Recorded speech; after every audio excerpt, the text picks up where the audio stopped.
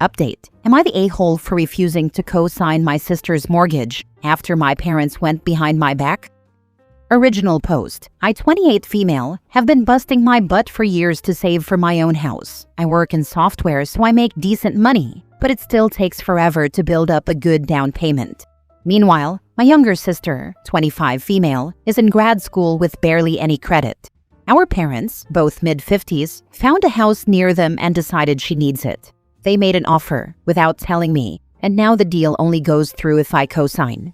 The problem? I had no clue they'd do this. My parents basically dropped a bomb. You have the best credit score. Co-sign so your sister can get the house. They also hinted I should chip in for the down payment because you've got the money. If I co-sign, I'll be on the hook if my sister can't pay. She's still in school, has debt, and zero backup plan. The bank might also reject my future mortgage application since they'll see I'm already tied to another loan. But my parents say I'm selfish and forgetting family values. My sister is calling me a monster for leaving her stranded, and my mom threatened to cut off any future financial help, like wedding money, if I don't help right now. Some relatives think it's insane my parents tried to rope me into this after they already made the offer. Others say I should just do it for the family's sake. I feel guilty, but also mad they put me in this spot. Am I the a-hole for protecting my own finances? Or are they wrong for strong-arming me into co-signing a mortgage I never wanted in the first place? Now for the top comments before reading the updates. Absolutely do not co-sign. Not the a-hole if you refuse. Let your mom not pay for the wedding. If she's threatening now, she will again. In the end, she probably won't. But that's not the main reason not to co-sign. The main reason is there's a huge chance you'll be in debt for a house that's not yours. It will be cheaper to pay for your own wedding than deal with this too. Then you don't have the added pressure of a 100-plus person wedding because mom helped pay, and mom's choice of everything because she's paying. Not the a-hole. That sounds like a terrible idea. Family sounds toxic. Good luck. How come they didn't try to help you get a house? Don't sign. The husband of a friend of mine co-signed on a loan for his sister's law school tuition, and she never paid a dime. So your sister is the golden child and you are not. Don't co-sign the loan. Tell your parents to give your sister the wedding money, and since your finances won't be a dumpster fire, as they would be if you co-signed the loan, you'll pay for your own wedding, and will be sure to send them a picture, since obviously they won't be there. Tell them how much you appreciate them freeing you from having to care for them as they age, since that will fall 100% to your sister. Not the a-hole, but your family is really toxic. Probably something I should have said, but I was blinded by confusion and forgot to mention. I was adopted. Not as a baby, but around the age of 6. I was always different and never bothered to reconnect with my biological mother. I knew I was an outsider, but as I got older and somewhat overshadowed my younger sister with my successful career, I think it created resentment between my parents and me. So I think it's hitting its breaking point and really showing. Edit/mini update. Like I mentioned in the comment, I'm actually adopted LMAO. Forgot to mention that in my confused and angry state. My parents adopted me when I was very young because they'd been struggling to conceive. A few years later, they had my younger sister naturally, which was a huge deal to them. She was their miracle baby. Ever since, it's felt like my role in the family became the older adopted one, while she was the golden child who could do no wrong. Growing up, I was expected to pitch in more, be more responsible, and generally look out for my sister. I worked my butt off in school, snagged scholarships, and eventually landed a good job in software. All the while, I felt like my family mostly saw me as the fallback option in case anyone needed financial or emotional support. Now that I'm actually building my own life, saving for a house focusing on my career, I'm realizing how my success just makes me look like a bigger piggy bank to my parents. The more independent I become, the clearer it is that I need to separate myself from the constant guilt trips and the unspoken expectation that I'll always bail them or my sister out. I love them, but I can't keep sacrificing my own future to maintain a dynamic where I'm never the priority. So thank you all for the wake-up call. Now for the first full update. Okay, so here's where I'm at. I'm absolutely not signing my sister's mortgage, and I'm definitely not pitching in for any down payment. This whole thing was the final push I needed to realize how messed up our family dynamic has been for ages. I mean, I've always known it was bad, but having them basically try to volunteer me and my finances without even asking just crossed a line I can't ignore anymore. I'm done. I've decided to cut ties. I'm already in the process of dropping any financial entanglements we might have, cutting off shared accounts, making sure they can't use my information for anything, and basically scrubbing them from my finances. My job lets me work remotely, so I'm planning to move out of state soon. That was always in the back of my mind, but now it feels urgent. I need space, distance, and a real shot at a normal life without the constant guilt trips. I'm also locking down my credit, freezing it, changing passwords, everything. I'm not taking any chance that someone might try to open a line of credit in my name. I've seen enough horror stories, and I'm not about to become one. Thankfully, I'm not alone in all this. My close friends have been incredible. They're basically my real family at this point, helping me pack, offering me a place to stay if I need it, reminding me that I'm not crazy for wanting to protect my future.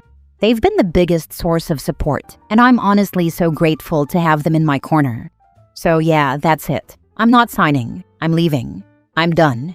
If my family wants to blow up at me for abandoning them, so be it. I've got to look out for myself, my credit, and my sanity. Here's to hoping things only get better from here. Everyone who commented their 2 cents are amazing people, and I thank you all for your support while I'm dealing with this. Truly, thank you. Be sure to freeze your credit with all 3 bureaus and freeze your social security number as well. I would also contact the financial institution that is issuing the mortgage and tell them you're not involved in case they forge your signature. They have your social security number and may have already had the bank run your information. Second update. Okay, I was really hoping the last post would be the final one, but here I am.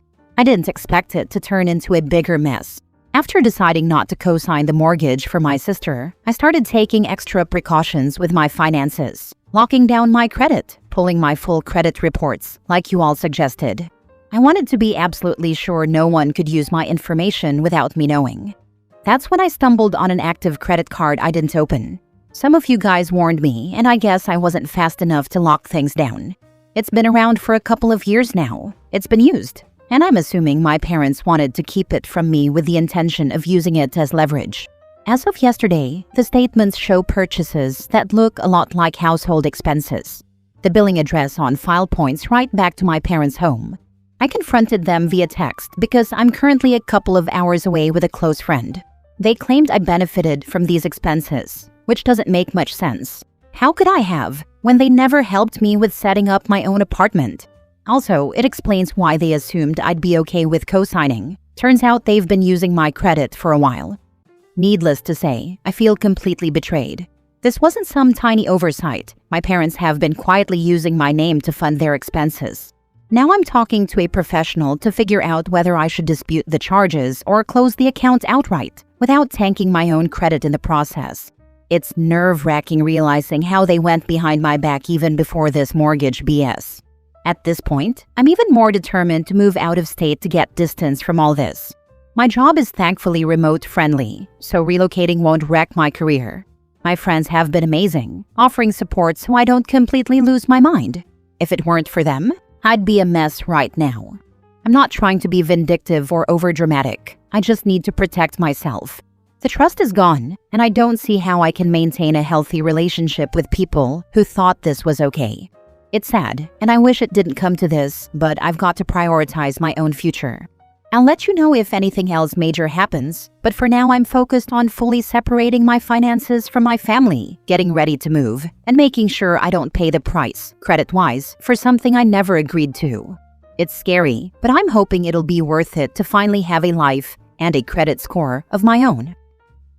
Well, if they opened credit in your name, that is considered identity theft. You should file a police report. Let the chips fall where they may. This police report. This will get the account removed from your credit and make sure you are not responsible for the bill and your credit doesn't take a hit. File a police report. Call the credit card company and file a fraud report. Give them the police report number. Have the account shut down and closed immediately. This will restore your credit. Hang in there. Don't forget to check with check systems to make sure they haven't used your name to sign leases or utilities that won't show up in a regular credit bureau check. Now for the latest update 10 months later. Last year, I cut my parents off and thought that was the end. They tried to force me to co-sign a mortgage for my younger sister, called me selfish when I refused, and I found a credit card opened in my name at their address. I froze my credit, shut everything down, moved out of state, and told myself, done, no more access. I was wrong. This week, a letter from the county recorder showed up about a newly recorded deed of trust with my updated address. I pulled the record, my full legal name as co-borrower, a signature that's supposed to be mine, and a hometown notary stamp. I did not apply for this loan. I did not sign this loan. I was not even in the same state the day they claim I sat with a notary. I called the lender's fraud department and asked for the e-sign audit trail. The IP used for my signature, my parents' Wi-Fi. I emailed the notary. She replied in writing that she saw me over FaceTime and matched my ID from a photo my mom provided. That is not legal. I didn't do my job, and now I'm part of a crime. Here's what I have. The deed listing me as co-borrower, the fake signature and stamp, the lender's e-sign audit with their IP, records placing me out of state, and last year's police report from the secret credit card.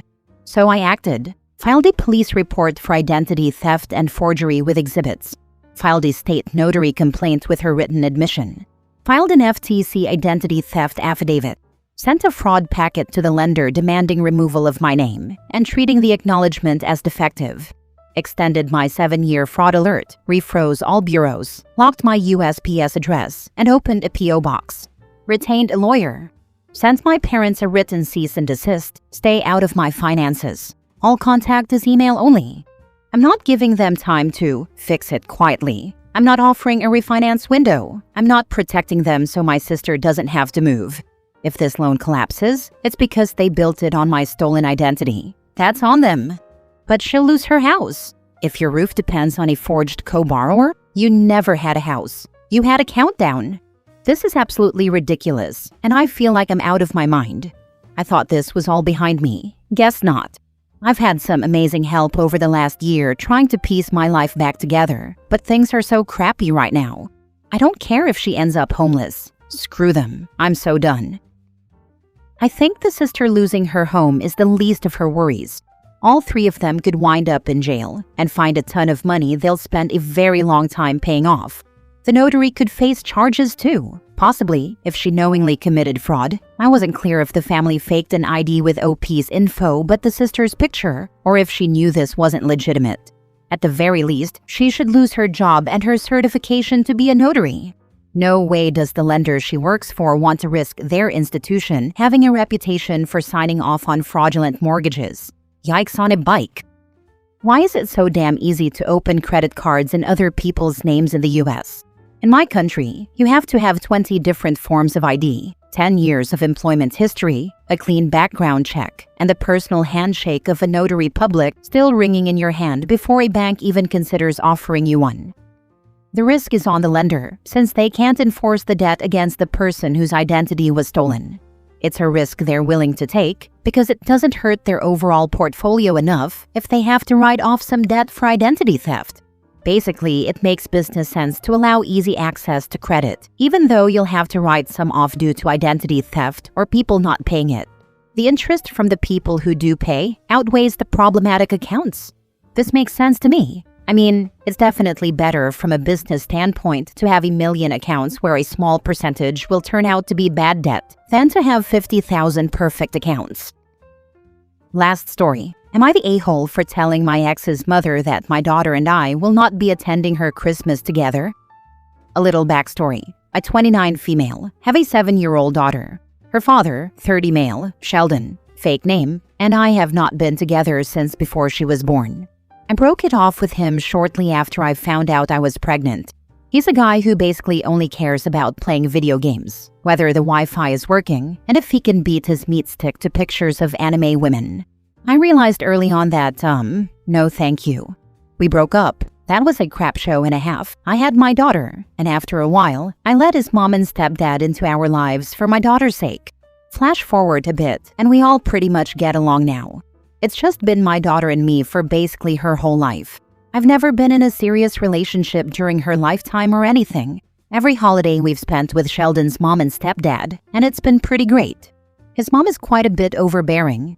To this day, she still calls me every day, multiple times a day, to talk to me about my daughter and to talk about her day. Even though I've told her we don't need to talk every single day, she still calls and gets upset if I don't answer, always with the excuse, "I'm just checking on my beauties." Move on to the present day, and I've entered into a pretty serious relationship with a guy for the first time. So serious that he and I have been talking about moving in together soon. I've been hinting to Patricia, fake name for Sheldon's mom, that this year, the holidays are going to be different, that the dynamic is going to change. She told me she completely understood. Turns out she didn't. She's been asking me what we should do at Christmas time. I've told her that whenever she's going to do her Christmas, my daughter's more than welcome to come and spend that day with them. I'll pick her up and we'll do our own thing after that. I told her I'd like to start building new traditions and things with my new partner. She continues to insist that there are no enemies in that house and that my boyfriend can come for Christmas. I told her I appreciate that, but it's still super weird and awkward since Sheldon still lives there as well. My boyfriend does not like Sheldon at all, mainly because he's a POS father and doesn't even pay child support like he's supposed to. He really has nothing to do with my daughter unless it's for show in public. Patricia is very upset that we will not be there together for Christmas. Would I be the a-hole for sticking to this boundary? Not the a-hole. You're dealing with an enthusiastic grandma who has loved having her granddaughter in her life. But you also need to have space to build your own life. She's going to be disappointed and hurt either way. That's just how grandmas are. Be consistent with your choice to decline the invite, but be kind. And good luck. Not the a-hole. Patricia has to learn, and whatever feelings she has are hers to work through. She can be nice enough, but if my son wasn't being responsible for the child I care so much for, he'd be getting a reality check. Whatever she's doing isn't right. You have every right to create your own traditions, and it's honestly really considerate of you to let them have a role in your child's life without drama. Thank her for being inclusive and hold the boundary. I really wish she gave any consequences or anything to her son. He has skipped from job to job and has never held one for more than 6 months in the past 7 years. She always brags to me that she's so proud of him for all the things he's doing whenever he does have a job, and that he's doing so well with my daughter when she's over there. Meanwhile, I've had my same job for 5 years, building my career, paying all of my own bills, and I am the primary caregiver for my daughter. If I have anything negative to say about him, then I'm the bad guy. I honestly don't know what type of hold she has on me, but I've just put up with all of this for the past 7 years. The real kicker is Sheldon is so disrespectful to her, but at the same time, he can do no wrong. For example, he defaulted on his car loan, so she put it in her name, paid it off, and gave the car to him. He owes over $3,000 in back child support, yet he just bought himself a new PS5 after starting this latest job, and I'm supposed to be proud of him because he's trying?